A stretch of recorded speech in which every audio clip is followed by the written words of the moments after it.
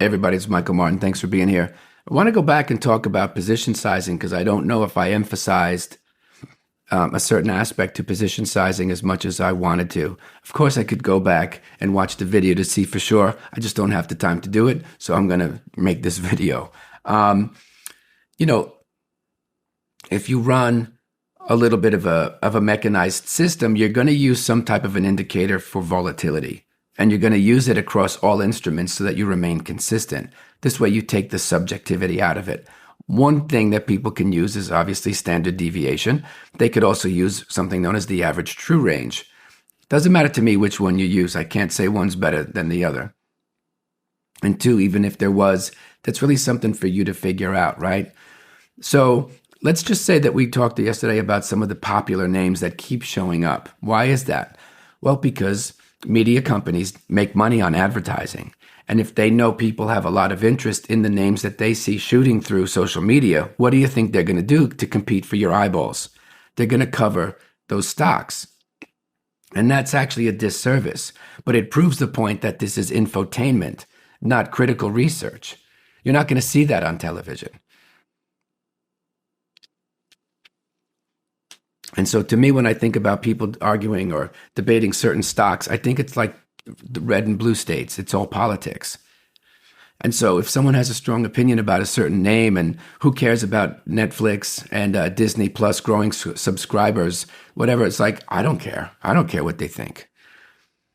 So let's just take two examples that I know I've mentioned. NVIDIA was one, and let's take a futures contract like, say, S&P 500. So right now, if you look at the 20-day ATR, average true range, for NVIDIA, it's about $10 a share. If you look at the same for the E-mini, the ES, the June expiration, that's a whopping 70.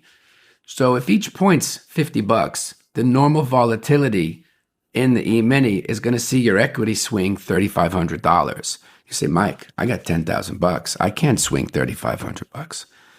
And I know that. So what are you going to do? Well, I'm going to risk X amount of points. Well, that's great. So say you want to risk $2 on NVIDIA when you know the daily vol is 10. When you try to shortcut the system that way and say, I'm going to trade within a $2 band when the ATR is 10, or I'm going to risk, say, 20 points times 50 or $1,000 on the E-mini when the thing is 70, you put yourself in a spot where you're going to get knocked out of the trade, or you have a higher probability of getting knocked out of the trade, regardless of the chart pattern, because you're trying to trade within what the market's already telling you the instrument's doing, which is an observable and objective data point. And so I think that the teachers out there, if that's what you want to call them, do you a disservice when they say, yeah, focus on this pattern, and don't mind the volatility. Because if you step into that type of a trade and you're trying to trade a smaller number on your protective stop, meaning the distance between your entry point and your protective stop is less than what the 20-day ATR is, you're likely to put yourself in a spot, even if you're looking at 1-minute bars, to get knocked out of the trade just because of noise. So then you're internalizing all of that. Why? Well, because you're not focused on the process, you're focused on the results. And now you're beating your pillow and screaming, out loud, barking at the moon.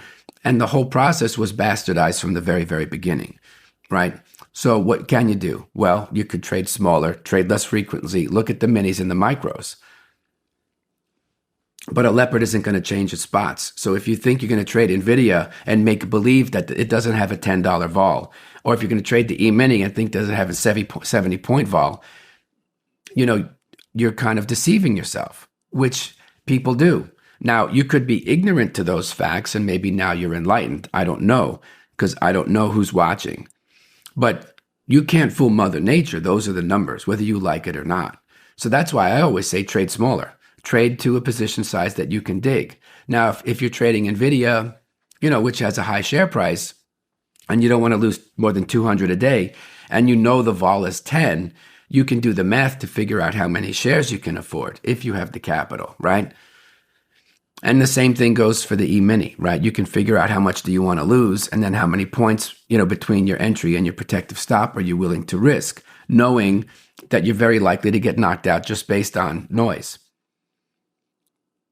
And I think if folks looked at that a lot more closely, they'd avoid putting on those trades in the first place because they're suboptimal. And what do you think happens to your trading when you remove suboptimal trades? Isn't that like weed in the garden, right?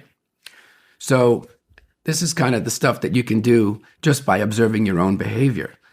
Maybe you didn't know how to measure vol. Okay, I'll say that's a coin toss, 50-50. Maybe you didn't. Maybe you did and you didn't want to. There's a whole bunch of combinations. But ultimately, if you don't measure vol and figure that out, some places just say, yes, trade the E-mini or trade the QQQs or trade the SPY and risk X amount. Well, that's great, but I think it's a mistake if you don't look at the overall vol in the marketplace. Because just because you're looking at shorter time frames or intraday doesn't mean you can't see a whopping move. That's one ATR from your internal 1-minute bars.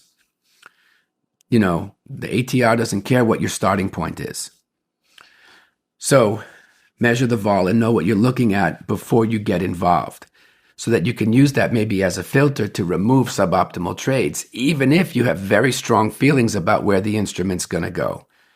You know, that's part of maturing. That's part of knowing who you are as a person, is being able to control your own behavior while you're at the trading desk. It's too easy to lose money in good markets. I've said that a million times. It's true today. It'll be true tomorrow. And all you can really do is control your own behavior. All right?